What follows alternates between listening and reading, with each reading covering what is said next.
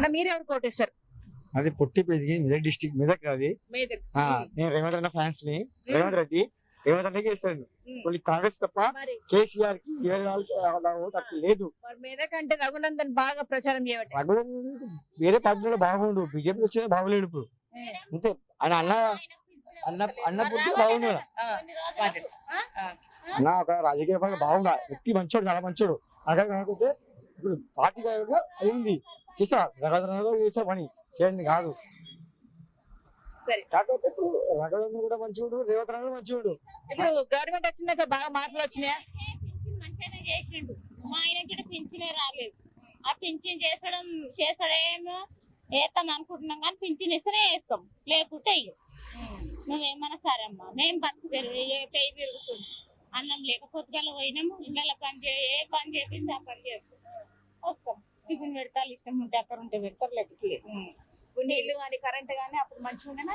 అప్పుడు మంచిగా ఉండాలి ఇల్లు కరెంట్, కానీ ఇప్పుడు జర కరెంట్ పోతుంది, నీళ్ళు ప్రాబ్లం అవుతుంది, జర ఎండుగాలం కదమ్మా ప్రాబ్లం అవుతుంది ఇక అట్లా. ఇప్పుడు మరి ఈ గవర్నమెంట్ వచ్చినాక పింఛన్లు సరిగా వస్తలేమంటున్నారు. ఇప్పుడు చాలా మంది అంటారమ్మా. ఇప్పుడు నేను అమ్మ అంటుంది 12 సంవత్సరాలు అవుతుంది. ఇప్పుడు కరెంట్ పోతుంటుంది. ఇప్పుడు ఇంతకు ముందు టీఆర్ఎస్ పార్టీ ఉంది, టీఆర్ఎస్ రాజకీయం. దాంట్లో ఏం చేసారు, అందరూ బాగుండి చేసిరు. ఇప్పుడు కాంగ్రెస్ పార్టీ అధికారంలో ఉంది. అధికారంలో కొంతమంది నాయకులు కలిసి కావాలని కలిసి చేసారు, కావాలని చేసారు. ఇది లాకుండా చేసారు. పింఛన్ వాళ్ళకి వస్తారు, ప్రతి ఒక్కరు పింఛన్ వస్తుంది, ప్రతి ఒక్కరు చేసారు. అన్ని ఇప్పుడు అన్న గ్యారంటీ చేసారు. మా నా సొంత అమ్మ కూడా వస్తలేదు, నా సొంత అమ్మ కూడా వస్తలేదు.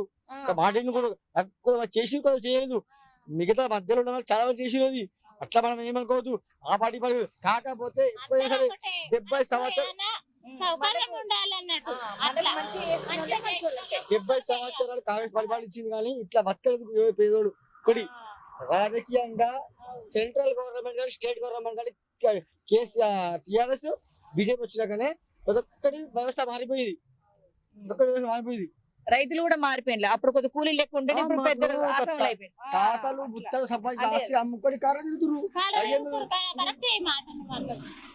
భూములు ఉన్న వాళ్ళు భూమి లేని వాళ్ళు ఏమో కష్టం చేసుకుని